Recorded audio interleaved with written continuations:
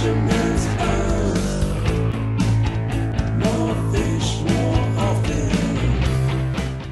Hello and welcome to the Fisherman's Post Saltwater Podcast Series. This episode is titled Winter Trout in the Pamlico River Creeks. I'm going to be featuring Captain Zach Bland of UFO Charters, and he operates out of the Pamlico River and its tributaries. And we're going to be talking about where these winter trout go, why they go there, what they do there, and then ultimately how to target and catch them effectively. I'm your host, Gary Hurley of Fisherman's Post, and Fisherman's Post has been serving the saltwater fishing community since 2003. We've been bringing you fishing reports, fishing tournaments, fishing schools, premium content, and here in our latest and greatest, the Saltwater Podcast Series, where we reach out to our captain and guide friends from up and down the North Carolina coast and ask them to share with us their thoughts, their insights on how to catch more fish more often. In this pursuit of more fish more often, I'm joined by podcast co-host David Harden of Harden Creative Media. Hello, Gary. David Harden, welcome to another show. What is going on? Man, I'm going to talk here with Zach Bland. We're going to talk about trout, which is, I would say, certainly the most popular inshore species in North Carolina saltwater. I like trout. I've caught a few. Never unsupervised, though. What does that mean? Well, like I've always been like with the captain, like somebody who knows what they're doing. Because when I'm by myself, it's like all the trout that I catch look like lizard fish.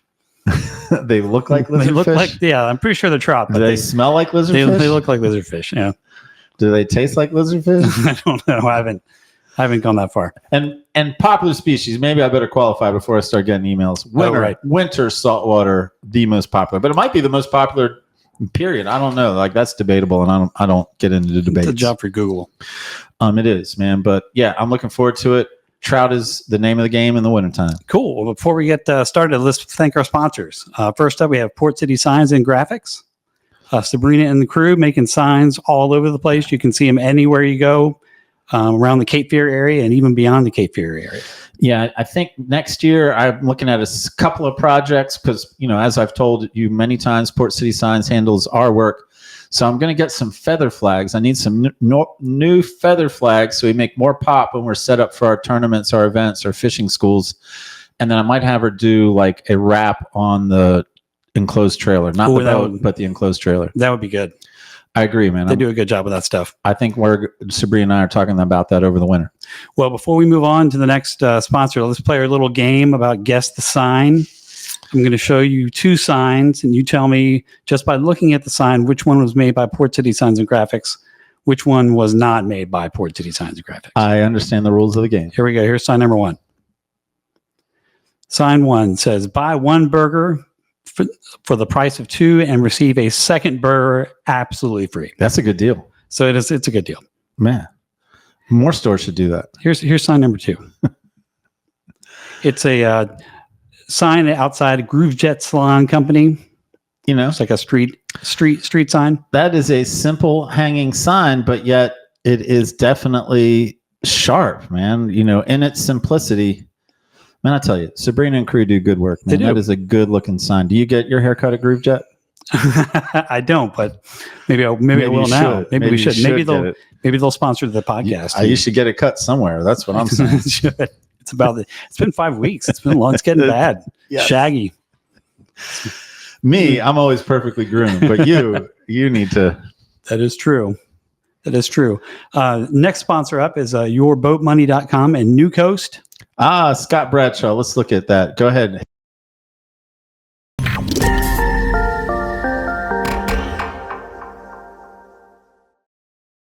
At the end. Scott Bradshaw, you have our attention, sir. You have our attention. Marine finance. And like I try to brand here in the podcast, man, all about information, all about relationships. Of course, he wants to help you finance a boat purchase, but he wants to do it the right way. And I have a marine finance true false. Oh, okay. All right. Are you ready? I'm ready. So again, this is a Scott Bradshaw, yourboatmoney.com, New Coast, true false marine finance. Okay. In South Carolina, outboards are titled just like a car is titled. I'm going to say that it's true. And you're good. I mean, it is true. I think, yeah. I think Yeah. What do you mean think? You didn't know that. You guessed. I guessed, but it was an educated guess. So what are you trying to tell me you think, man? You just guessed. Yeah, it's good. 50-50. Good work. Again, Scott Bradshaw, yourboatmoney.com, and New Coast. Next up, we have Marine Warehouse Center. My good friends at Marine Warehouse Center Yes. that keep the Fish Post boat on the water. That's right. They send us a little video. All right, let's check it out. Matt with Marine Warehouse, excited to give you guys a huge update. We're now carrying Seaborn and Spider boat line. Of course, we have the newest models of Carolina Skiff, Sailfish, Sea Chaser, and Pan Marine. With over 60 boats in stock at a Wilmington location, let's schedule a sea trial and let's get you on the water today.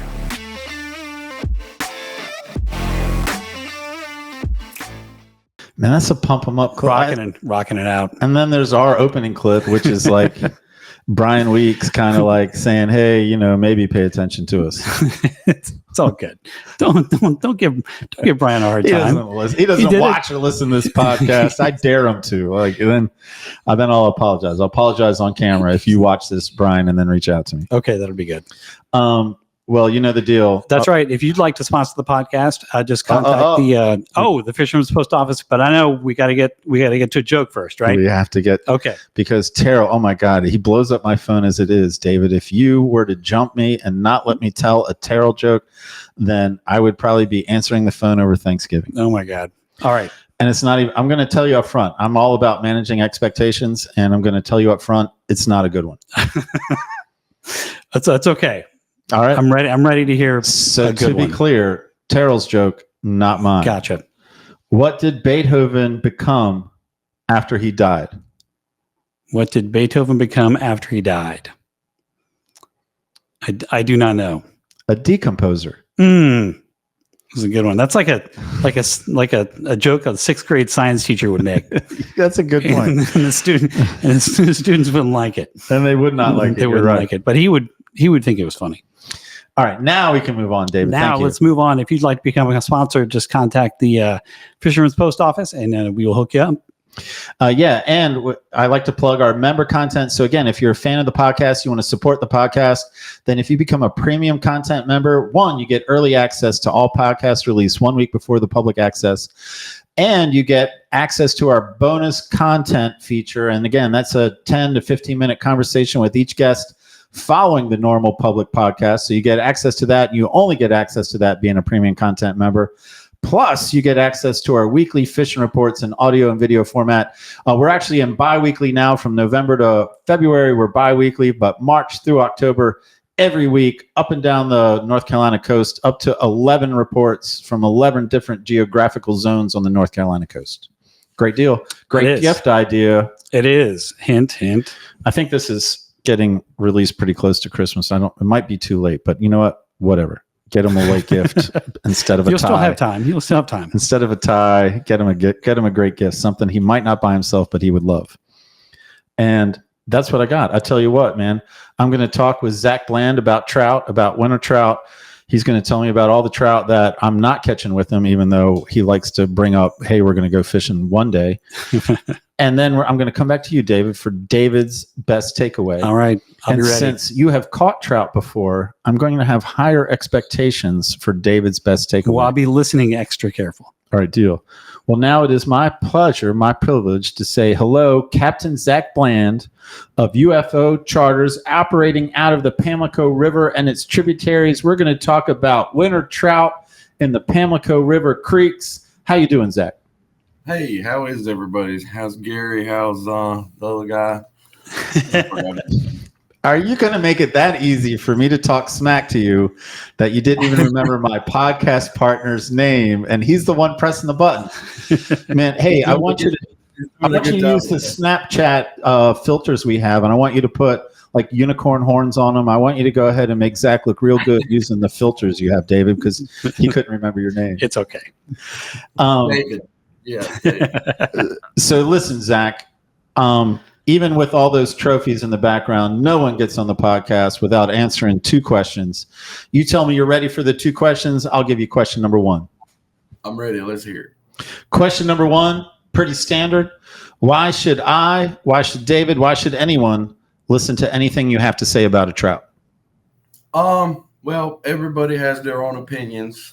Personally, I've got a lot of time on the water. Let's see, I'm 28 years old now. I've been fishing as far back as I can remember, especially with my father, not necessarily trout fishing. I got a long history of growing up bass fishing. So the pursuit of behind fishing has always been there for me, not necessarily for trout. When I got old enough to kind of be able to fish on my own, got my driver's license and all that, I went on kind of, I spent a lot of times fishing in the mountains, a different type of trout fishing in the rivers and the streams. And I really learned if you were going to be a good fisherman, you had to sit down and you had to think about things and analyze the water. And eventually I realized that I really had a knack for fishing. Now, I hadn't found my love for the saltwater fishing or the speckled trout or any of that. I had caught them at those points in my life, but I think it was, 2019. I had gone fishing with a buddy of mine from work, and we went Swan's Quarter, somewhere like that, towards the sound part of the regions, and I caught my first citation trout. And that's been almost 5.5 years ago. And I think every weekend since then, I've fished at least once speckled trout fishing. Sometimes I'll fish upwards of I like to fish 2 or 3 days a week, but I spend a lot of time fishing on the weekends. I fish during the week when I can. I've got a lot of friends. I wouldn't be where I'm at without a lot of the help I've received from my friends, older friends and younger friends. It being in a good network, it really helps you keep on the fish, as far as not having to work as hard to find them. And that's really helped me out a lot too, different techniques, picking up different things from different people, not necessarily being dependent on those people, but being able to take all of those things I learned from all of the guys that love the trout just as much as I do myself, and applying everything I learned just fishing in general from previous types of fishing, the fishing in the mountains and all the bass fishing I've done growing up, which really the bass fishing helps me out the most as far as targeting these trout. But I mean, I really think about it a lot. I spend probably more time than I should thinking about it, and there's probably a lot of people out there that can say that themselves, which is kind of funny. But I get really involved. I don't get bothered by it. A lot of people go fishing and they don't catch fish, and they always catch fish and they get beat up about it. But I try to be humble. I try to take things as it is, and everybody knows it's fishing, and I'm really dedicated to it. I don't like to have bad days on the water. Everybody's bad days are subjective. 8 trout, a limited trout is great to somebody, and then to other people it may not be nothing, maybe an average day. So I try to put myself in other shoes, and I think that helps a lot for people to listen. Put yourself in their shoes and see how would they fish. How are you fishing your creek? How do you go about thinking about fishing? Those types of questions I ask myself, and also ask a lot of the other guys that I fish with. There's all types of questions we ask about fishing: the whys, the whens, the where, the how. So I think being prevalent and asking those questions for the last 5 or 6 years to anybody I could possibly make friends with, the bigger trout they caught, the more trout they caught, the more I wanted to be friends with them. And I've been fortunate to become friends with the ones I have. So I really want to dedicate the friendships I've made with a lot of the hard hours and days not catching fish to being somewhat successful with where I'm at now. All right. Oh, I'm sorry. I think that there's something happened sound wise. So man, I'm going to accept that that is an acceptable answer to number 1.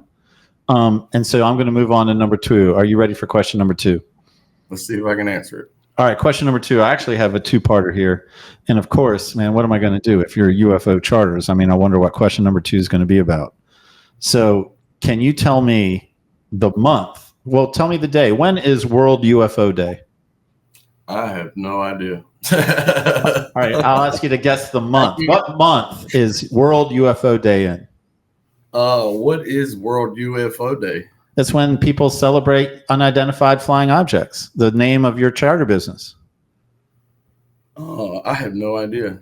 I couldn't be July honest with 2nd. It's going to be July 2nd. July. Why July? Is that I'm asking the questions here. You're answering the questions. And you got another UFO question. All right. I want you to guess within $50, you can buy a $10 million alien abduction insurance policy for how much?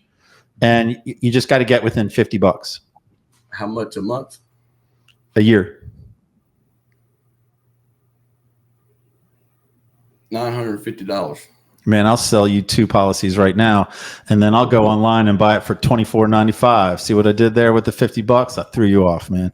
$24.95, man. You can get a $10 million alien abduction insurance policy. But enough about that. Let's get to winter trout in the Pamlico River creeks. Again, what you're going to tell me, or where we're going to start the conversation, where I think everyone has their main question, like, hey, man, where are these fish? Like, I can do everything right, but where are they? Well, I guess it really boils down. To a lot of people, it boils down to where you live at. You know, what portion of the state do you live in? You know, a lot of people that fish the Pamlico coming from the eastern Piedmont region. There's a lot of locals that fish the Pamlico. You know, Washington, Belhaven, Aurora, Bath. Those are some of the main towns on the Pamlico, and they've got several locals that love to fish. But you know, of course, throughout the summer, the fish, a lot of the trout are out in the sound, you know, in the saltier water. But as things start to cool down, generally by December, which would be the month we're, you know, kind of targeting, most of these fish will be in some type of creek somewhere related to the Pamlico, whether it be off the main river of the Pamlico, off of the Intercoastal Waterway, or one of its local creeks close by. Pamlico River has several tributaries that go into it as well. You know, a lot of those trout end up in just about every creek there is in North Carolina. If it's connected to saltwater in any shape, way, or fashion, whether it's 30 miles away or 5 miles away, odds are by December, January, there's probably some sort of class of trout in there. A lot of people think they have to go to where they're hearing people catch trout in order to, you know, actually do well or target them or find them. But generally, a lot of it boils down to kind of how the river system as a whole sets up as you lead into December, January, you know, October, November. Those are pretty important months on where the different migratory schools end up at before they get pushed up into a creek. Not necessarily, yes, they'll be in every creek. I used to tell people the general rule of thumb, the bigger the creek, the deeper the water is in the back of the creek, the more trout will end up being in that creek. And a lot of those deeper, bigger creeks kind of, for instance, South Creek around Aurora would be a big, deep creek. Durham's Creek's got some deep water in the back of it. North Creek doesn't really have as much deep water. I wouldn't classify that as a deep creek. Pamlico River itself has a lot of deep water, and then you're thinking Pamlico Creek, there's Belhaven, Pantego Creek, and then the actual headwaters of Pamlico River itself has a lot of deep water. And by deep water, I reference, you know, anything over 8 foot is getting pretty deep to me. You can catch trout year round, 6 foot or less, but generally in the wintertime when it gets super, super cold, a lot of people tend to have better success in the back of a creek in a deeper hole. 8 to 20 foot. There's some deeper holes in North Carolina, but they don't typically produce the amount of trout that 20 foot or less does. Anything over 20 foot is just hard to fish. But for the most part, all of the creeks will hold fish. If you got a creek that gets real narrow and real deep in the back, and 20 foot of water, there's a lot of water in there that can sustain a lot of fish. Some years are different than others. They go to different creeks. Even from month to month, they go to different creeks. It kind of changes when they get there. You know, a lot of times this year you get a big wave of fish that push in early, and they go to all these different creeks, and then all of a sudden they're gone. You know, where'd they go? They moved to a different creek. They went further back until it gets super, super cold. A lot of those fish will move from creek to creek until you get water temperatures in the 40s. I like to break things up kind of 45 degrees to 55 degrees, and then 55 degrees to 65 degrees, and then 65 to 75, kind of in 10-degree increments will help depict on what portion of the creek I want to go in. But generally by December, January, especially if it's a colder year, those fish are going to be in the last third of the creek, the very back, the deeper water. A lot of those creeks, the reason, I guess we could lean into the reason why they go there, you know, most of these fish are obviously the water temperature is dropping. The sound gets pretty volatile at a certain point when it gets cold enough, and then you throw a lot of wind on top of there. The bait fish just can't. They just can't do it. They're going to look for safety or a better or refuge or less volatile water, something more consistent, and they go to the back of these creeks. I mean, you know, anybody that trout fishes in the winter and is fishing in a creek, they're by now, if they don't know, your number one rule is find the bait, find the fish. So obviously there's a reason those fish go to those types of places, and it just boils down to bait fish. You know, those fish are moving. It's their natural process to move and migrate. At least what I've observed over the last 5 or 6 years of my life is they go from one extreme to the other, and it's fascinating to keep track of. If you're able to keep track of it, it's not easy to keep track of. You know, a couple months out of the year, they're moving so much, but in the winter, they're pretty easy to keep track of. And I feel like I'm getting off track here. What are we talking about? Why they're there? Let's man. No, you're doing good, and like we're following it. So, you know, you're telling us about the creeks, the back third. You're telling us about the deeper water, and then why they go there. I know that, you know, we can continue that, but I just know my audience, and so they would love more on where, you know, just saying deeper holes. So like, and find the bait, find the fish. So in late December or in January, is it just about finding holes? Does it have anything to do with the shoreline? Does it have anything to do with any kind of structure? Or is it just finding deeper pockets of water in the backs of creeks? Let's see. Let me think about that for a second. So it's a hard subject because in the last few years, especially the last 2 or 3 years, I mean, going back historically, North Carolina's always had issues with cold stuns and fish kills and yada, yada, yada, yada. You know, 2 or 3 years, the fish die off. But we've had a really strong, I think, almost 7 or 8 years now of no fish kills. So to me, I'm a younger angler. You know, I've only been doing this 5 years, but our generations of trout is constantly changing. Every year is somebody's learning something new. Somebody's finding trout places you would never think trout to be. And after a certain period of time, it almost blends together to be too much to say there's one specific thing you want to go to the back of this creek and look for. To me, when I approach a creek, if I know there's deep water in the back, say there's 10, 12 foot of water in the back, I like to look for bends in the creek. Typically when you have a bend, you're going to have a deep hole on the bend side, and then on the inside, the point kind of might be a little shallower. You might have some type of shoal. Sometimes the contours can be extremely drastic in the back of some of these creeks, especially like the small, narrow ones. I'm trying to think. Durham's Creek would be a good one to reference. You know, you get back there around the bridges back there, it gets narrow, it gets deep. You go right by the bank, it might be 3 foot, and then 10 foot off of the bank, it's 12 to 13 foot. I like to fish places like that when it gets cold. Sometimes you want to, if it's going to be a warmer day or colder day, you may want to target the deeper portion of the hole or the shallower portion. Or another way to look at most of these creeks, they maintain a certain depth level until you get to the back, and then it's almost like, we call it the belly of a creek. You say you'll have a quarter mile of 4 to 6 foot water, and then all of a sudden the creek hangs a right or left, and then it drops off super deep and gets 8 to 10, 12 foot deep. Sometimes those fish, depending on the current, you know, we do have a wind driven current in the Pamlico, so some of those holes will fish differently. You know, if you got a long flat leading to a deep hole, those fish might be on the long flat one day if the sun's out, and you know they're trying to warm up and intercept some bait moving in and out of there. And then if it gets cold and rainy and miserable, they're going to probably be down in the deeper portions. And there's lots of places like that, but the number one key is life. We always look for life everywhere we go.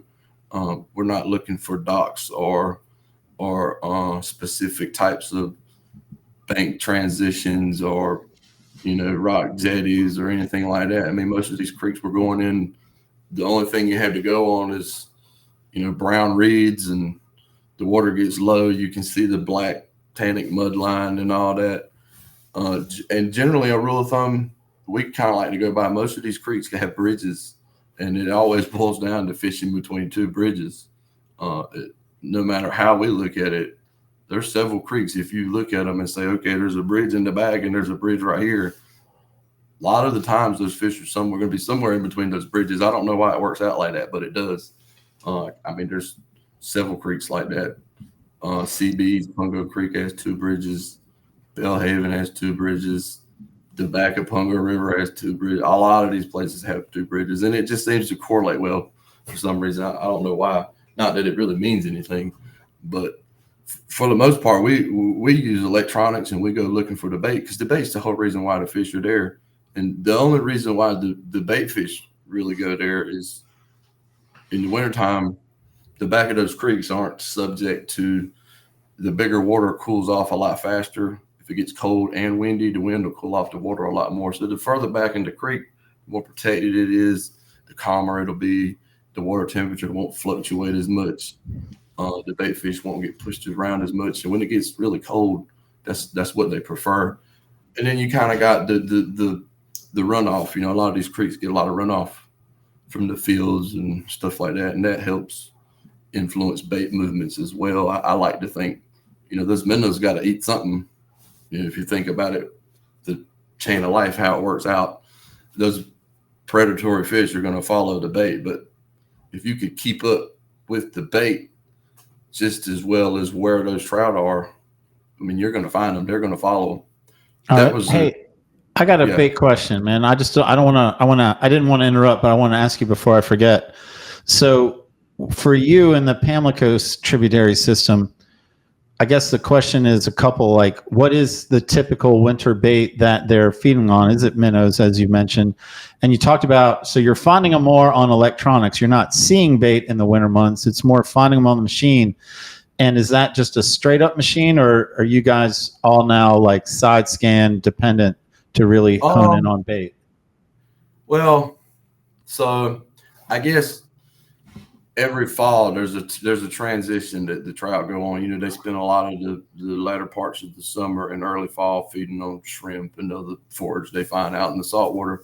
But generally, when you reach a certain degree temperature, we'll say once the water starts to get below 60 degrees and you start getting into the mid 50s and below, they're really dependent on finfish, mullet, menhaden. Honestly, when they get in the back of those creeks, they're the apex predators back there, especially those larger 5 to 8, 9, 10 pound trout. Nothing in there is going to eat them. They can eat basically anything in there. I think sometimes they eat brim. I'd imagine they'd eat a crappie if they were back there and they were hungry enough. It's not necessarily always menhaden and mullet, even though that's what we see. Visually, we see mullet most places. Mullet don't necessarily show up the same as a ball of menhaden does on electronics. We use side scan. A lot of people like to use live scope. That's a new thing. It's a great tool. It's just another tool, just like side scan and down scan and all that. But me personally, I don't use it. I had it. It's kind of time consuming for me. But our side scan is a great tool, especially in areas you haven't fished before and you don't quite know where you're at and you don't know any of the bottom contours or where the structure, the stumps, or stuff like that might be. Just at a safety standpoint, it's nice to know. Say you go idle to the back of a creek, you idle all the way back there with your side scan on, and generally by now, if you're going to dedicate to electronics and you spend $1,000 or $2,000, you're going to have a pretty good unit. You're going to be able to visually see what's somewhat close to the boat if you spend a lot of time looking at it. I spend a lot of time looking at mine, especially when I got clients on the boat. I sit at the helm and just troll a motor my way wherever we're fishing and stare, and we idle around a lot and look at them, and eventually it just becomes a clear picture to you. And it really is a great tool. We don't necessarily go in a creek, oh, look, there they are. They're 30 feet back there behind me, over there by that stump, and we catch them. But it provides confidence, and never a good angler knows that confidence is the best bait you can have in your box. So, we're seeing lots of bait, or you're seeing lots of bait balls, and then there's some bigger, larger returns, some bigger white marks, or however you got your screen set up. And it just makes me feel like I'm in a better area versus, man, there's nothing on the screen. I don't understand how we can catch anything, because generally when we're catching them, we're marking some type of fish or some type of activity, some type of life. Gars are a big thing in the back of these creeks. These creeks they're brackish water, but some of them get really fresh and some of them get really salty. It's a lot of water that moves around in the Pamlico, and that's another thing to keep up with. That's pretty important with the trout. But man, the electronics, they really do help out a lot. I wouldn't dedicate everything to them, but they provide a lot of confidence. They help us out. They help me know where those deep holes are. Hey, this one goes from 6 to 16 foot, and the drop off is in between those two trees back there. So we just kind of focus in that area.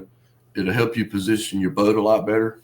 That's very important when trout fishing. I've learned over the years that how to maintain boat control and where to place the boat and why to place the boat and how to use your trolling motor, how to use your power pole, how to use an anchor if you don't have those things. All of that stuff, man.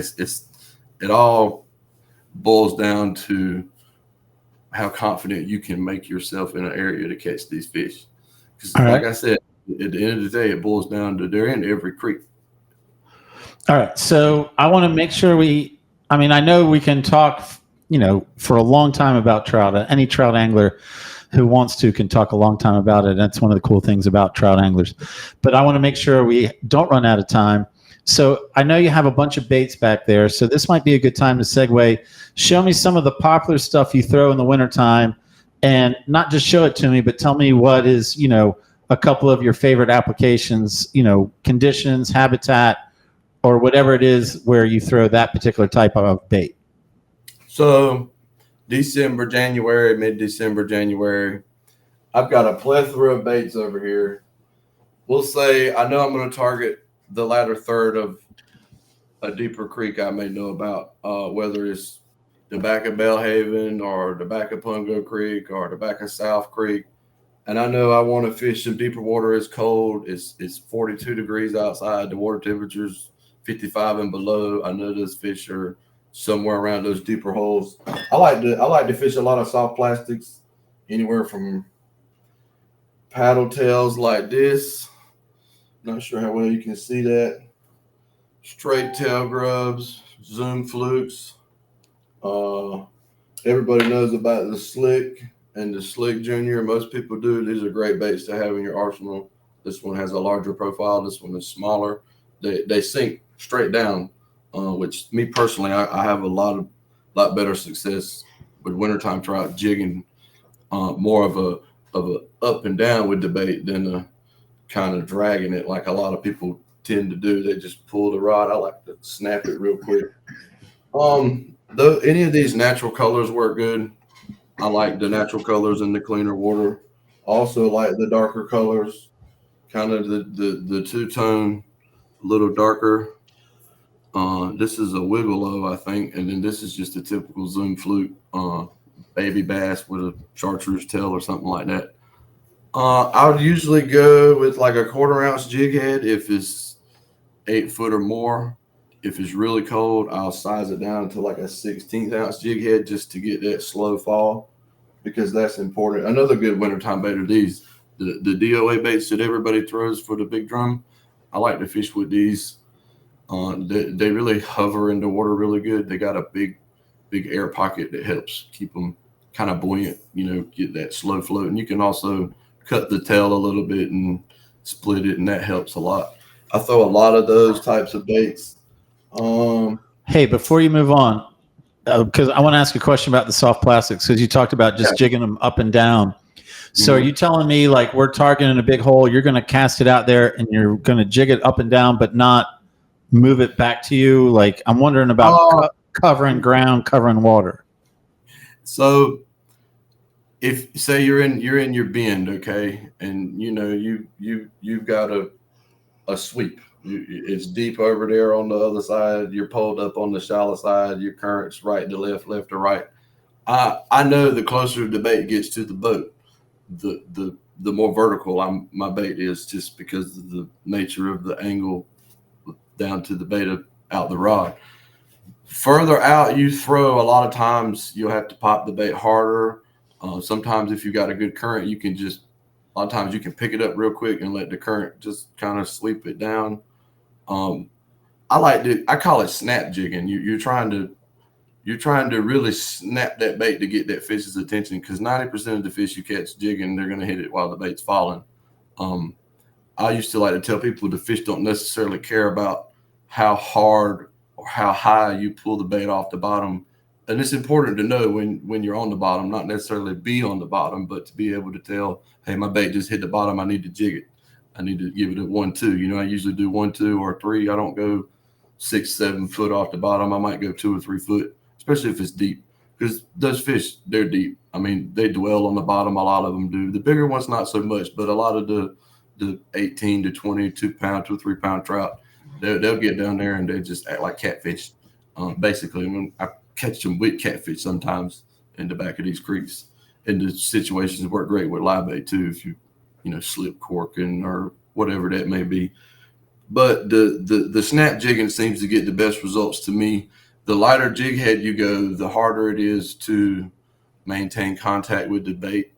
I generally like to try to do a quarter ounce if possible.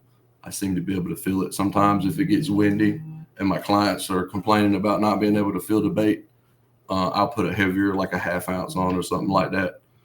And if those fish are there and you feel like your bait is falling too quickly, you can go lighter. You can put a bigger profile bait on. You can go to a paddle tail.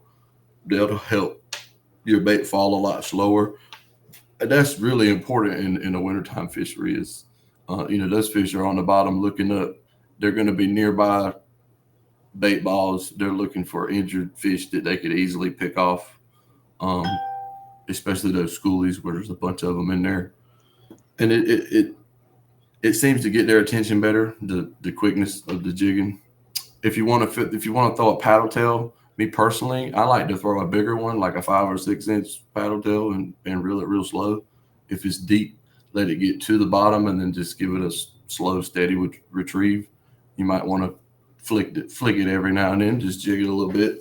But for the most part, if I'm jigging in the wintertime, I'm letting my bait go all the way down to the bottom and then doing it just like that. And then letting it keep going all the way down and then kind of like that. It wouldn't necessarily be straight up and down, but it's more like this than it is straight. Okay. A horizontal movement. All right. I follow, man. Let's go back to the table then, man. Show me some more options. Okay. It's a warmer day. Water temperatures 55 degrees and up. These fish are still in the back of these creeks. A lot of times they don't go anywhere. They might just go from shallow to deep, or if it's a drastic temperature change and it warms up 15 degrees, they might change creeks. Yeah. But if it's minute changes and they're in the back of this creek, they're not going anywhere, your fluctuation is early 40 degrees to early 50 degrees, then yeah, they might go up and get on a flat and warm up on the sun. That's typical. A lot of people like to say that those trout will always get on those mud flats late in the evening. So if you feel like you want to target a little bit shallower water, say, 6 foot or less, typically I don't go less than 2 foot in the wintertime unless it's really warm. Usually when the fish start leaving the creeks after February, you can kind of fish a little shallower. But generally, near the deep holes you jig in, those fish will frequent flats or ditches or the mouths of ditches.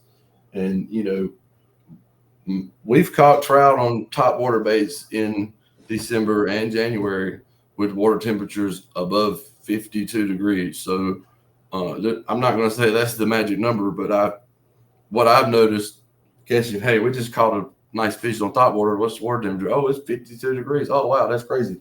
So I like to throw the spooks, the one knockers.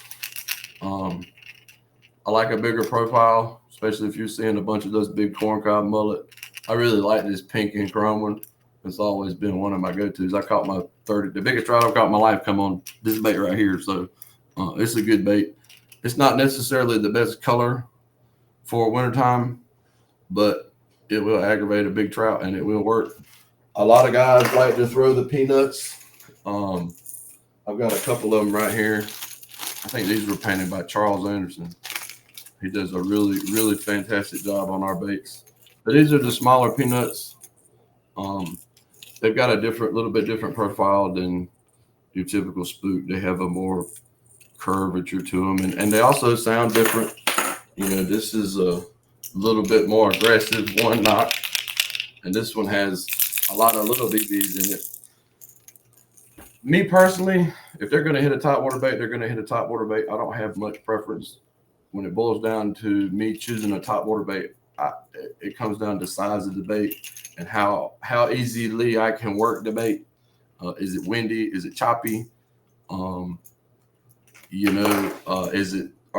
want it real slow? Because usually in the wintertime, if you're going to catch them on top water, you're going to have to work it painfully slow. You're going to have to go 1, 2, 3, 4, a constant pace, but extremely slow. If you get around them, they will let you know it is totally possible.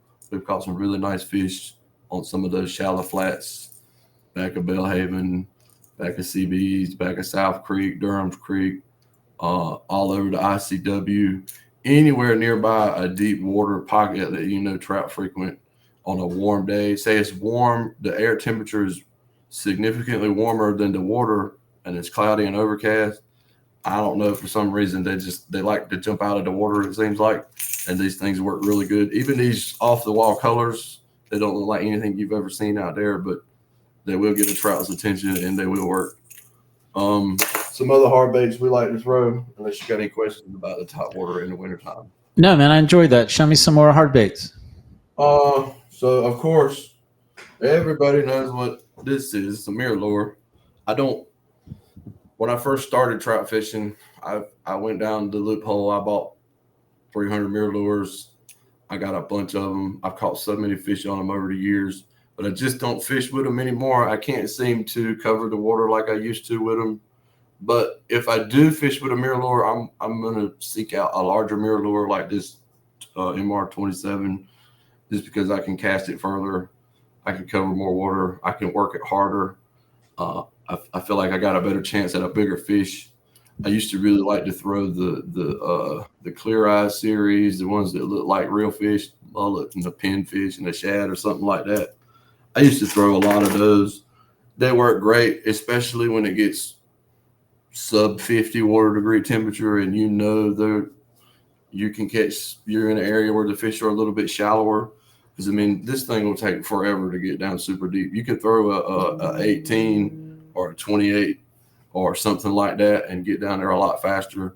It's just, it's kind of slower for me. I know a lot of people love it, and they will definitely catch you fish, don't get me wrong. But it's just, if you're going to fish it in the winter deep in the back of those holes, it's going to take forever to get down. You'll be better off with the jig. But if you go shallower, they work well. You will catch some fish. On some of those warmer days, you get in the back of those creeks and say, you're not necessarily feeling like you're going to catch one on top water, but they're up there, doing whatever trout do. They do some crazy stuff. They're up there sunning 3-4 foot of water. These guys work good. This is a double D. It's basically like the 27 mirror lure. It's a little bit bigger. It has a little bit bigger profile. It's got, I'm not sure, not off the top of my head, it doesn't sink like a mirror lure. It stays probably within 6 to 8 inches below the surface, depending on how you work it. We get some good result on these, especially on the days where we know those fish are looking up. It's warmer. It's a warmer day in the winter. They're going to take advantage of the warmer day. The bait fish will go to the banks a little bit, and you might see some popping. Those fish will come up and hit stuff like this. And don't be scared to throw these baits over deep water on a nice warm day. Those fish will definitely come up. I think we've caught several fish on these baits, top water baits, mirror lures, jerk baits, which is another thing I'll roll into over top of deep water without having to be on the bottom. So it's not necessarily, you don't have to find the deepest hole you can find and jig in it, but that's where a lot of the life is going to be. And you just kind of have to break it down from there. The jerk baits, the lip jerk baits, we throw a lot of those. They work good when it's too windy for a mirror lure and you can't fish a mirror lure because you throw it out there and it just, it's gone. It's over there where the wind's blowing at, especially if you're like me and you want to throw into the wind or throw against the wind or just do something you shouldn't be doing. The jerk baits work really well because they help us get down into water column.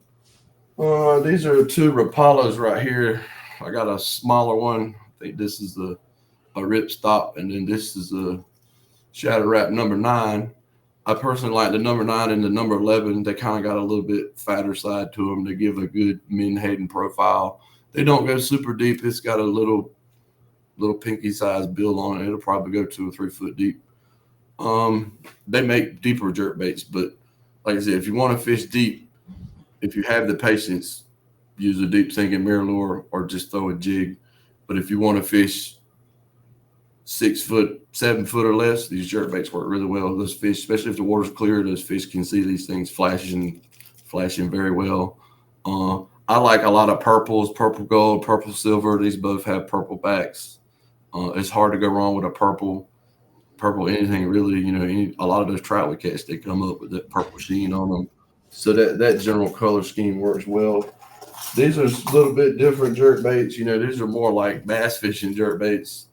I'm not 100. I think this is a KBD jerk bait, and this is a Jugan Squad jerk bait. I've caught fish on all these lures. Some of them are pretty beat up, but they're just a little different. They're out of the norm. We like to throw different baits at the fish. They see different things in the winter. They respond well. They get tired of seeing mirror lures every day. Fishing pressure is a thing. That is another thing that we can talk about. And then everybody's favorite, the soft baits, the soft hard baits, or whatever you want to call them, the soft twitch baits, the Paul Browns, the Corkies, whatever. There's several different types. We like to throw those too. They sink a lot better. They got a really good wobble when they sink, especially these big Corkies. That's their trademark. They do like that as they're sinking. And these guys kind of have a little shimmy too. The soft dines, the mirror lure soft dines, they work really great. You can fish these like a jig, throw them out there. If you're targeting your deeper water holes and there's trout are there, throw it out there and let it wobble all the way down and just give it a couple bumps. Fish it how you want. They work great. A lot of people bend them. They like to take them and bend them down like that. They say it gives them different action. It's just another tool we use, another tactic we like to use, especially if we know those fish are there and actively feeding. It's a little different when you want to search for active fish versus fishing for fish that are in the back of that creek. Man, I guess my question is with these baits is, are you a big believer in fluoro, and how sensitive, I'm sure you are, but how sensitive are you to like the size of the fluoro? You can tell me about leader length, but more like, do you, in the wintertime, can you go over 15 or do you need to stay 12 or 10? Like what do you personally do?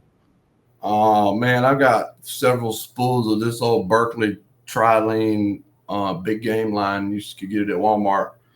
It's stuff that's been handed down. I don't typically buy a leader. If I buy a leader, I might get the Yozuri leader. I usually run 15 pounds, 17 pound. I use monofilament. I feel like my knots sense better with monofilament. I don't really have a preference. I'm not biased. I'm not fishing around structure. I don't really have problems with breaking fish off. If I do, it's from a chafed knot. And as far as like a leader, I run a leader on all my rods. I run anywhere from 18 to 24-inch leaders. I know a lot of guys that like to run 25-pound tests. If you're fishing super clear water, if you feel like that fish can see your line, then you might want to go to a smaller line. I wouldn't go no less than 10 pound, 12 pound. The braided line I run is generally either 12 or 15. I don't go above 15. just because unless I'm flounder fishing, summertime stuff. But in the winter, you want to be able to cast a long ways. You want to be able to be somewhat sneaky if the wind's not blowing and it's quiet. So having a smaller diameter braid helps you get those long casts. A lot of those trout will come on the end of your cast, so that is important. But I don't have a preference. A lot of times I just grab whatever I can find on the boat. As long as I can get at least 18 inches of it, I'll be happy. My next question would be the knot you use to tie the leader to either the soft plastic or the top water. I mean, are you using some kind of loop knot, or do you cinch it down? I do a loop knot. I don't know how well you guys will be able to see this, but I do a standard loop knot. You tie a dummy knot, a square knot, whatever you want to call it, just like that. I know you can't see that, can you? No, not really. Yeah, I figured so. But it's just a square knot. It's a loop knot. A lot of times the hard baits, I'll take the eyelet, the split ring off the eye. I don't necessarily think it hurts you having a split ring as a line tie, but I'm going to tie a loop knot on everything just because it's so quick for me to do, and I can do it blindfolded. So I take them off. I feel like I get a little bit better action on my baits. It's not much. You see, it's a little loop there. Yeah, we can see that. Yeah, it's a little loop. I usually do that on all my baits. Everything gets that right there, unless if it still has the line tie on it, the split ring, I will tie straight. Fisherman's knot. Turn it 8 times, run it through there, and pull it back through, whatever you want to call it. But 95% of the time, it's that loop knot, and that's on everything except to my braided line. My braid to mono is, I'm not sure what it's called. Maybe an Albright knot. I don't think it's the FG knot. I think it's the Albright knot. It works good. I generally, the only time I break off is when I get home. I don't lose a lot of fish. Well, you lose a lot of fish, but I don't lose a lot of fish due to break offs. We hadn't had no heartbreaking fish break us off in any of these tournaments we've been fishing in. I mean, it's important to know how to tie, but it's not important to know every single knot you could tie. I got 2 knots I tie.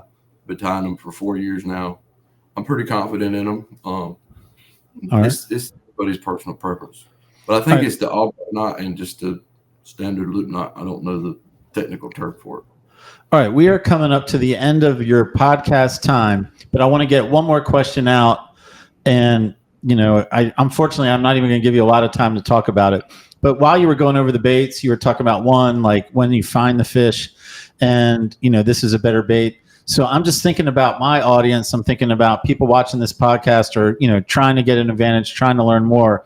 So they're not necessarily going to know where fish are. So why don't you talk just a little bit about, when you're searching water, like what you throw and what that looks like when you're in search mode? Because I'm just going to imagine most of my people are going to be in search mode. Okay, so if I'm in search mode, I go to a creek I've never been to. I get to the back, if it's a 5-mile long creek, we'll say the last mile of it is the back. And it gets narrow, it gets deep. I'm going to probably start, if it's super cold and it's like 49 degrees, I'm going to go look for some deep water. If it's less than 55 degrees, I'm going to go look for, 7, 8, 9 foot of water, and I'm going to throw my jig.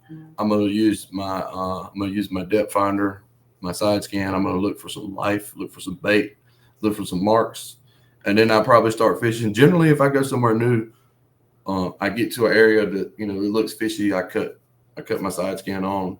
I get to going, whether it's in the middle or on the bank. A lot of people like to fish the bank. I like to fish the middle, especially if it's 6 foot. This fish could be anywhere. A lot of times they're going to be where that bait's at. So if you're seeing bait and stuff, I would immediately stop and start fishing. Usually I don't even start fishing unless I see stuff. And sometimes that hurts you as an angler because you just don't know. But recently I have been going to the back of these creeks and looking for the bait. It shows up on the screen. We'll start with a jig. We'll bounce the bottom a little bit. If we don't get nothing, we might go to a jerk bait just to see if those fish are kind of suspended in the water column. especially if you're around bait, you can see popping, like menhaden popping and mullets jumping out in the water. Odds are there's a trout somewhere around. Me personally, I like to throw those big swim baits, those 5 or 6 inch, the diesel minnows. You can rig them however you want, jig head, line through, whatever you want, and just chunk and wind, man. I something about this right here in the water constantly going will get a trout excited. And I use that a lot of the times. I'll go out. I don't have any right here beside me, other than those small paddle tails, but something like this guy with a larger profile tail that's really going to move a lot of water and waggle real hard. That's what I really like to use. And I'll just go down the bank. I mean, if it's deep, yeah, I'll get some casts over the deep water. But for the most part, I'm looking for something to give a dead giveaway. Hey, there's a trout in this area. You can stop and be confident from here on to the back, there will be trout. At a certain point, you'll get away from them, and then you get turn around and go back, and then you're back into them. So I like to do that. And then once you find an area, and you've kind of got a feel for how deep the water is over here and over there, and you know where the shallow part is, then you can dissect it a little more and use those different types of bait. Or you can go find those areas, and I would assume the most easiest bait to get is probably either menhaden if you can see them popping, or mud minnows and fish on the bottom, with live bait. That'll tell you real quick too. But the general rule of thumb is if you're in the back of a creek that far back and it's skinny and it's deep and there's bait fish back there, there's definitely going to be some trout back there. And they don't always feed, it's fishing. So you won't always catch them, but usually the paddle tails and the jigging is a good way to let you know, hey, there's some good eating size fish here. The larger fish is a whole nother, Okay, man. Subject. All right, so we are basically out of time, but I hate not asking a guest this question. So I'm going to give you literally a minute to answer this. And it is just man, any final thoughts, anything to get out there? We're here at the end of your podcast. And again, I'm going to apologize that I can only give you a minute to wrap it up. I didn't realize you could talk about fishing for so long. The most important thing is just get out there and enjoy it. If you want a quick route to success, call a local guide. There's plenty of guys out there. Don't be scared to go fish where nobody's fishing. Those trout like to move and go to those less populated areas. Just have fun. It's a great sport. There's lots of fish out there. There's lots of different ways to catch them, lots of different places to catch them. It's not always what you hear and what you get told, All right. Hey, Captain Zach Bland, UFO Charters, Pamlico River and its tributaries. It's a pleasure talking trout with you, man. Thanks, guys. Will do, man. We'll check in later. See you. David Harden. Hey, Gary. Well, there you go, man. There's a conversation about trout. There was a lot of trout talk. There's a lot, yeah, man. Trout. But you know what I got? I mean, I don't know what you'll think about this takeaway, but I really need to get a side scan sonar on my boat. That's probably my best takeaway because I don't have one. Do you have any electronics on your boat? I have some electronics, but not the side scan. And I think the side scan would be cool to have. Do you use the current electronics on your boat? I probably do, but probably not in the best I'm hearing way. a lot of probablys. Yes. I'm just saying I'm hearing a lot of probablys. You are. Yeah. That's what I'm saying. I mean, but as far as being part of the fishing boating community, I think it is my obligation to say, yes, you should go out and spend money and buy a side scan. It's because Christmas is coming. Yeah. And it's not like you didn't just spend some money on your wife's car. That's right. If she's listening, I will accept that as David's best takeaway. I think that is a fine David's best takeaway. Okay. Well, thank you. Well, let's wrap this up. All right. Well, let's thank our sponsors, Port City Signs and Graphics, YourBoatMoney.com, and New Coast and Marine Warehouse Center. If you would like to become a sponsor of this very podcast, just contact the Fisherman's Post office.